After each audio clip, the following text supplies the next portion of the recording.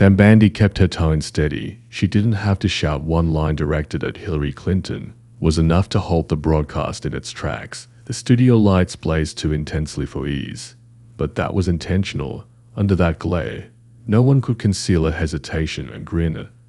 A stumble it all stood out. The segment aired live, not taped, no second chances. Pam Bondi was positioned at the table's far end, her back erect, hands resting lightly. Before her gaze skimmed notes she didn't truly rely on. She'd already planned her words. In the middle sat moderator Jeff Kinney, more recognized for calming storms than starting them. Two additional panelists, one from a nationwide political oversight organization and another from a cable news channel, sat on either side of him. And then there was the display, that enormous flat-screen monitor behind them, projecting Hillary Clinton live from her residence in Chappaqua. The subject tonight: classified documents, mishandling, inconsistencies, and biased prosecution. The same topics that have gripped news cycles for months. But this time, this occasion, both Bondi and Clinton shared the same segment. The network had hyped this matchup for days. It was the sort of duo that could spark fireworks or a PR nightmare. Perhaps both. Jeff cleared his throat and stared directly into the lens. Tonight, we're delving into the political tempest surrounding classified information and responsibility. Joining us live former Secretary of State Hillary Clinton, and here in studio former Florida Attorney General Pam Bondi. Bondi offered a slight nod to the camera. Clinton's expression seemed composed, perhaps even entertained. Jeff pressed on Secretary Clinton, "You've been outspoken lately about what you've termed selective enforcement in the DOJ's probes. Can you elaborate on that?" Clinton gave a subtle smile. "Well, Jeff, I believe many Americans are seeing a trend. When certain people face scrutiny, the process races like wildfire.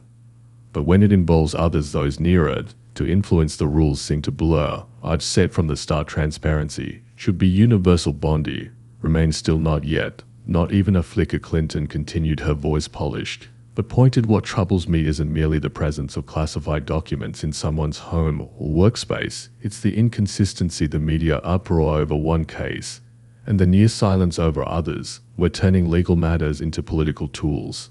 And that's perilous." Jeff nodded briefly. "Pam, I know you have opinions." Still composed, Bondi shifted her chair just a touch and faced Clinton's image on the screen. "I do," she said simply. Her voice wasn't harsh, but it resonated. "But first, I find it intriguing that we're discussing transparency from someone who erased 33,000 emails after a congressional subpoena." Alright, the studio didn't gasp, but the atmosphere tightened. Even Jeff seemed caught off guard by Bondi's swift strike. Clinton's image held steady, but her lips pressed together faintly. "Let me be clear," Bondi went on. "I'm not here to dredge up old tales just for kicks. But if we're addressing transparency and accountability, we must face the precedent. You're claiming others are above the law. Some might argue you were handled as if you were untouchable." Jeff attempted to step in. "Let's keep our focus on the current probes." "We are," Bondi responded without breaking eye contact with the screen, "because the current probes are being judged against how yours were managed." "People haven't forgotten." Clinton sighed. "Pam, I don't think this is helpful." "No, what's not helpful?" Bondi cut in, her tone still measured. "Is acting like we're all aligned under the law. Because if we were, we wouldn't be debating this." The studio fell silent. No one dared shift their seat. Even Jeff froze. Bondi eased back slightly. "You want transparency? Let's have it. Let's discuss the memo from the DOJ that was discreetly unsealed last week. The one that details precisely how your team erased classified material after the subpoena." Clinton's eyes narrowed. "You want to discuss political tools?" Bondi added. "Try being on the receiving end of a media blackout while evidence against you barely registers as news." But Clinton wasn't finished yet, and her reply would derail everything. Clinton's face remained calm on the screen, but a brief glint in her demeanor, a moment where her guarded facade faltered. It lasted perhaps half a second, but Pam noticed Jeff leaned in, clearly aiming to regain control. "Secretary Clinton, any reply to that?" Clinton ignored him. She kept her gaze locked on the camera lens, as if addressing the millions watching from their homes. "I find it profoundly disheartening," she started, "that we're still operating in a political climate where half-truths and partisan jabs are treated as facts. I've testified for over 11 hours. I've answered every query under oath, multiple investigations, bipartisan. I might add, found no criminal acts on my part. None." Pam didn't speak. She wasn't smirking either, just observing, listening. Clinton pressed on her tone, growing sharper. Pam, you understand how this operates. You know that the DOJ doesn't unseal memos without context. You also know that grandstanding with partial documents is a risky move. What you're doing here isn't accountability. It's drama. One of the other panelists, Donald Price, a former federal prosecutor, shifted in his chair. If I may, he said, I think Secretary Clinton is correct to mention context. These investigations are intricate. They're not cable news snippets. People at home deserve more than cherry-picked moments. Pam finally responded, her voice. Even then, give them the whole story. That's all I'm saying. But Clinton forged ahead, clearly finding her stride. The whole story, Pam, is that we're witnessing an attempt to normalize lawlessness when classified documents appear in someone's private office, say at Mar-a-Lago or Bedminster. It's suddenly deemed a slip or an oversight. But when the same occurs under an administration out of power, it's branded a scandal. She paused for impact, then added, that's not law, that's politics. Jeff glanced at the camera, his producer likely shouting in his earpiece to stay on track. I want to ensure we leave room for both perspectives, Clinton interrupted. This isn't about both perspectives, Jeff, it's about consistency. When the FBI reviewed my emails, I was dragged through years of political hearings, But now we've got other figures admitting to retaining top secret material.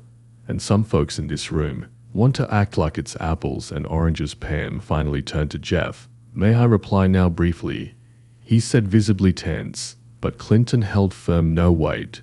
Because I'm fed up with the selective outrage. If we care about national security, we need to care about every violation, not just the ones that suit our favored political storyline.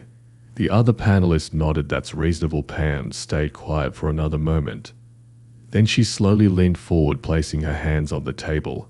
Hillary, let me pose a question. She said, if you were investigated so exhaustively, if all of that was truly resolved, why does your name keep appearing in newly unsealed files? Why do DOJ emails from 2017 mention discussions about material that was supposedly destroyed? Jeff interjected. Pam, I'm asking a question, she said, because people watching right now are wondering the same thing. We can pretend the media cycle tied everything up, but the legal paper trail suggests otherwise. You say this is drama, maybe, but it's drama built on documents your team never thought would emerge.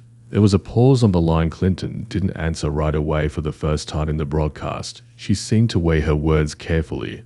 I'm not going to indulge conspiracy theories, she said at last, her voice taut. Pam tilted her head. It's not a conspiracy if the DOJ documented it. Jeff jumped in quickly. Let's take a break. We'll be back in 60 seconds. The screen switched to commercials, but for millions of viewers watching from Dayton, Ohio to Bakersfield, California, the show wasn't about the ad breaks. It was about what had just begun to unravel. But when the segment returned, Bondi wouldn't merely reply, she would seize full command of the room. The network logo flashed briefly.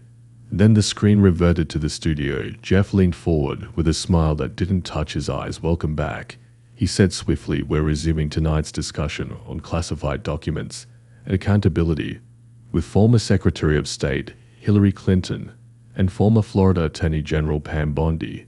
But Bondi wasn't waiting this time. I want to clarify something, she said firmly. No one's dredging up the past to score points. We're discussing patterns. And I'm not citing blogs or pundits. I'm citing Department of Justice records, pages and pages that were quietly released last week. While the public's focus was elsewhere, she reached for a thin folder beside her. I have a copy right here. It outlines internal DOJ memos from late 2017 and early 2018. These documents were never intended for public view. They detail concerns about obstruction during the Clinton investigation, specifically tied to the deletion of emails after the congressional subpoena was issued. Jeff looked uneasy. Pam, I'm not accusing, I'm reading, she replied without hesitation. There's a note from a senior DOJ official that reads, and I quote, it remains unclear whether devices were destroyed in coordination with staff counsel after receiving legal notice. Timing raises concern. Hillary's face stayed still on the screen, but her fingers tapped lightly on her desk, a nervous tick she'd never fully shed. I've seen that memo, she said at last. It was part of a wider discussion that was misconstrued. My legal team followed protocol. The FBI cleared me. There was no intent to mishandle anything. Pam raised her eyebrows. Intent is fascinating, because last month the DOJ argued in court that intent wasn't required for charges against another former official. They said possession alone sufficed. Are we applying different standards for different people?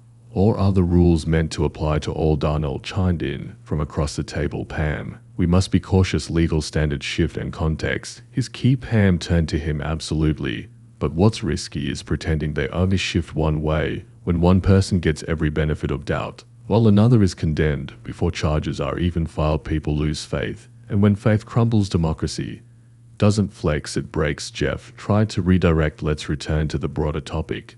But Bondi wasn't finished. She turned back to Hillary's screen. You're an intelligent woman, Hillary. No one disputes that. But don't come on national TV and lecture Americans about transparency, when most of us spent years watching your legal team resist FBI requests and scrub metadata. You had the privilege of walking away from it all with no charges. Others aren't receiving that same leniency. Clinton's mouth tightened. You're distorting the facts. I'm reciting your record. Bondi shot back, and the audience can verify it themselves. The point is straightforward. You talk about fairness.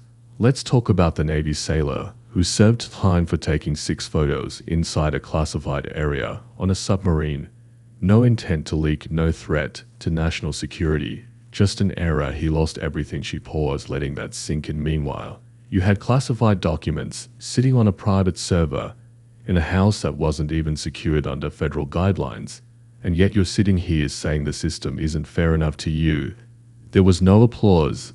This wasn't that kind of program, but the silence spoke louder than cheers ever could. Clinton finally leaned forward, visibly tense. Pam, I served this nation. I've endured more scrutiny than you can fathom, and I've accepted it because I know what public life requires. But don't act like your outrage is about justice. It's politics, all of it. Bondi gave a slow, deliberate nod. You're right about one thing. Public life demands accountability, but it doesn't demand amnesia. And I don't play politics with the truth. Jeff inhaled to speak, but paused. Even he could sense the momentum had shifted. But what happened next didn't just alter the mood, it shattered Clinton's poise entirely. For a moment, there was stillness, the kind that makes producers in control rooms sit upright. Hillary's screen stayed locked on her face, stoic, but visibly shaken. She opened her mouth, then hesitated. She glanced down. Whatever came next wasn't the polished rhetoric she typically offered. I didn't cut the feed, she said softly, almost to herself. I just think we've lost focus on what counts. Jeff cleared his throat. Secretary Clinton, would you like to address Pam's last point? She straightened and tried to recover her footing. There's a reason people like Pam keep revisiting 2016. It's because it's simpler to dwell in the past than to address what's happening now. They want to generate a distraction to obscure the chaos on their own side. Pam tilted her head. You think a DOJ memo from 5 months ago is a past? That's what I mean. You're always just distant enough to stay shielded, but near enough to weigh in when it suits you. Clinton shook her head. No, I weigh in because I care. I've been in rooms where choices are made that impact national security. I know what it means to bear the burden of responsibility, and I know what it's like to be targeted for political advantage. Pam interjected softly. And I know what it's like to defend someone who didn't have the benefit of elite connections or institutional protection. Someone who made a lesser mistake than you did and paid a steeper price that struck harder than anything prior. Clinton looked down again, visibly irritated now. I'm not going to sit here and let you rewrite history. Pam nodded slightly. Nobody's rewriting anything. We're reading it back word for word. There was a sudden shift in Clinton's tone, something almost protective. You know what's selective, Pam? She asked, voice slightly raised, pretending you're the only one who values the truth. I've worked across decades of public service. I've sat in hearings. I've buried friends who gave their lives for this country. I've had to answer to people like you, people who think speaking louder means being right. Jeff stepped in, sensing the tension rising. Let's pause here. But Pam didn't raise her voice. She didn't stir. She just said it. You know what's really selective, Hillary? Pretending the rules don't apply when your name is Clinton. Silence. No one on set budged. Not Donald, not Jeff, not the makeup assistant. Frozen just off camera. The words lingered there on the screen. Clinton blinked slowly. Then she smiled. But it wasn't her usual composed look.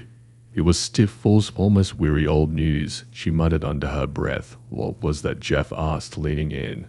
I said it's old news, she repeated louder this time. This whole spectacle. It's old if this is what passes for journalism. Now then maybe we all need a rest. And just like that her feed went dark. The screen behind the panel flashed the network logo again. Then a placeholder with the words satellite connection lost. Jeff looked off camera. Did we lose the link, he asked someone backstage, a producer's voice faint but audible. Should they said to the no, she cut it. Pam didn't look victorious. She didn't smile, she simply reached for her water, took a sip and waited for someone to speak. Jeff finally broke the quiet. Well, that was unexpected. Darnell exhaled and gave a wry chuckle. Pam, you came armed. Pam looked straight into the lens, her voice steady. I came prepared. Backstage, the control room was already humming. Producers, scrambling editors, marking timestamps, social media staff pulling clips across the country. People had already hit record by the time the show wrapped. The hashtags were surging. Pam Bondi and her live TV moment. Heard truth on air. This wasn't just another fiery segment. This was a turning point. But the story didn't end when the cameras stopped. The real response came later, when the world chimed in. Within minutes of the segment's close, the clip hit Twitter. Not a polished cut, not some network-approved highlight, just a grainy screen capture from someone's living room in Fresno. The video showed Pam Bondi sitting calmly under studio lights, delivering that final line before Hillary's screen went blank. You know what's really selective? Hillary, pretending the rules don't apply when your name is Clinton. It spread like wildfire by the hour's end. The phrase had landed on Reddit's front page. On YouTube, a dozen channels had already posted reaction videos, some titled it Pam Bondi ends Clinton live on air. Others opted for mic drop moment. But what caught everyone off guard was how the reaction bridged party lines. On cable, news anchors rushed to adjust. Some called it a tactical withdrawal like Clinton, others trying to steer focus back to the larger issue. But even typically left-leaning voices had to concede the moment's impact. On the breakdown, political analyst Fiona Marks, known for her sharp takes on conservative figures, said plainly Pam Bondi did her research, and frankly Clinton stepped into that unprepared. Meanwhile, on AM radio stations across the Midwest, callers weighed in with memories of what they recalled from 2016. I served in the Navy, said one man in Wichita. I got reprimanded for an honest sleep. I took a photo in the engine room when I wasn't supposed to. Nothing classified, just dumb.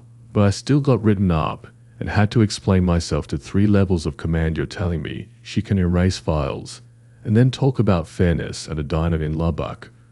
A group of retired teachers replayed the clip over pie and coffee. One woman shook her head, laughing. She shut her down. Not me, not loud, just spoke the truth. Pam Bondi, for her part, stayed silent. She didn't tweet. She didn't post on Instagram. No press releases, no interviews. Not that night.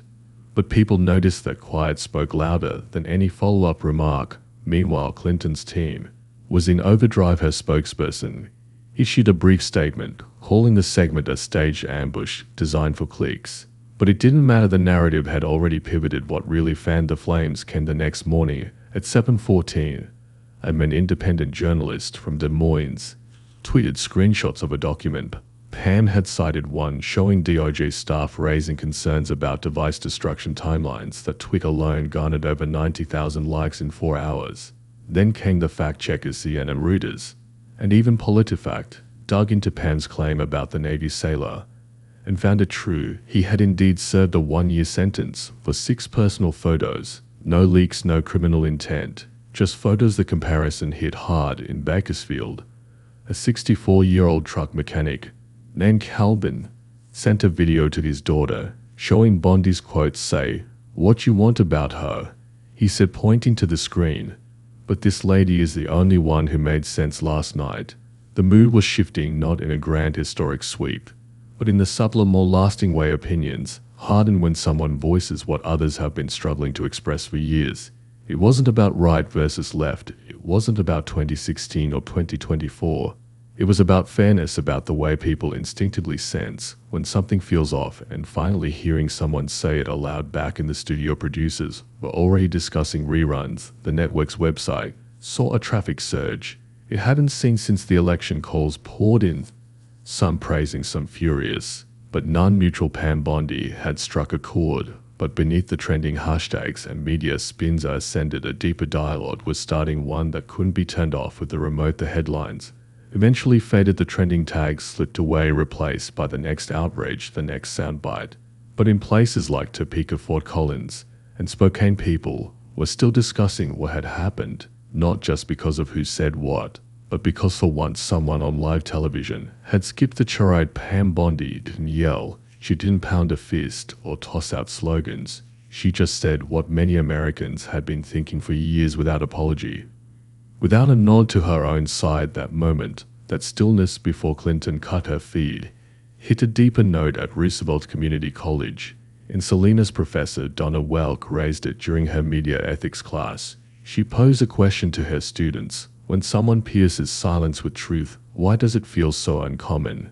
No one had a clear response. Down in Amarillo, a retired Air Force pilot named Jack Hansen wrote a letter to his local paper.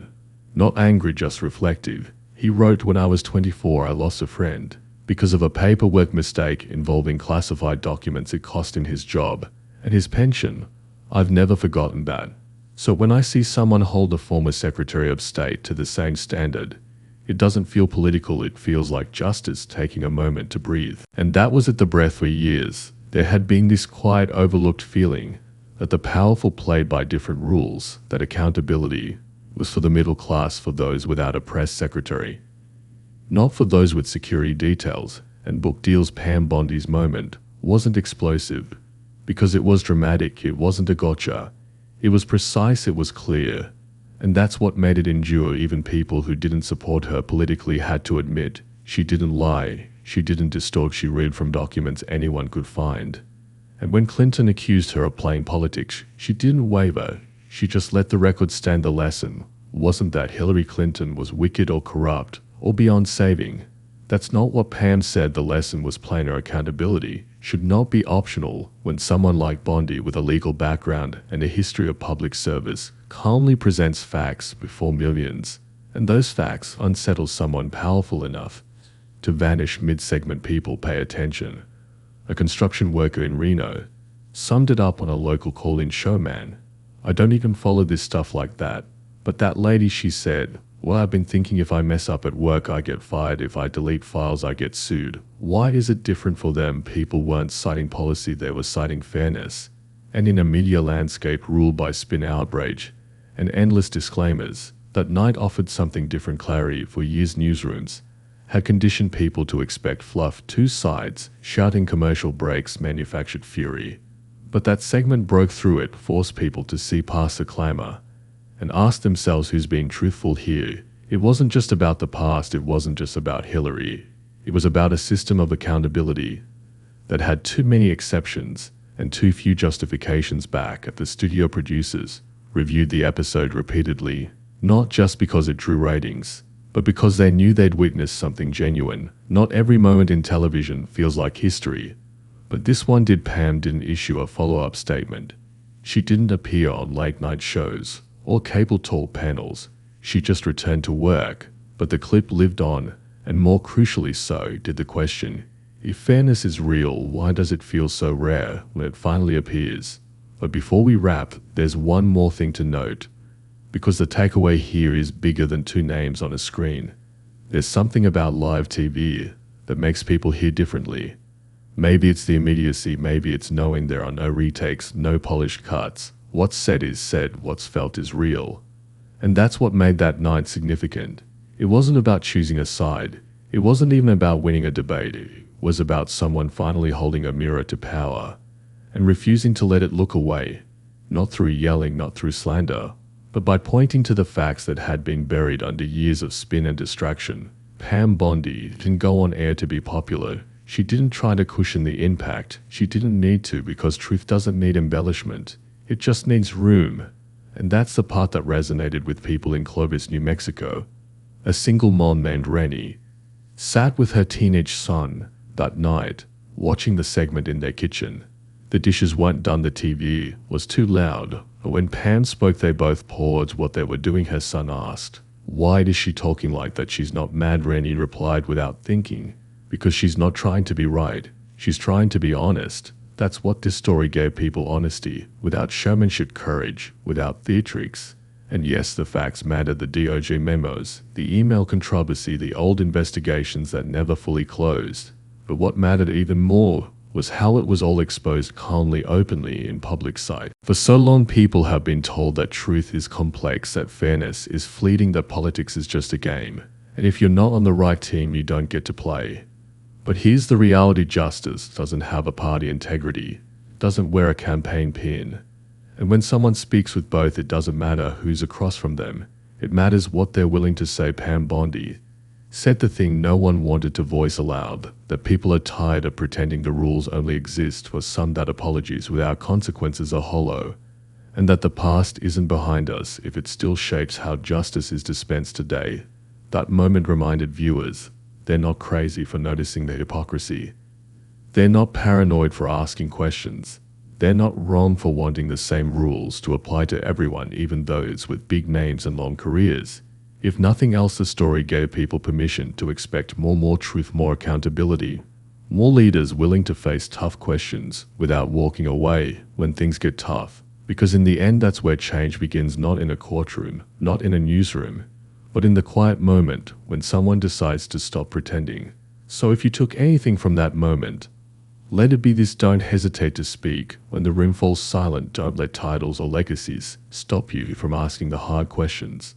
And don't tolerate double standards, no matter who's benefiting from them. Pam Bondi didn't destroy Hillary Clinton. That's not the point. What she did was much tougher. She told the truth in a room full of cameras, knowing full well the backlash would follow. And when Clinton walked off, Bondi stayed put. That's what integrity looks like. If this story resonated with you, share it.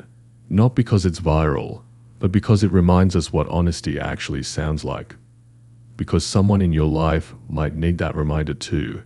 And if you want more stories that cut through the clutter and speak to what truly counts, subscribe. We're not here for spin, we're here for truth. Even when it's uneasy, especially then.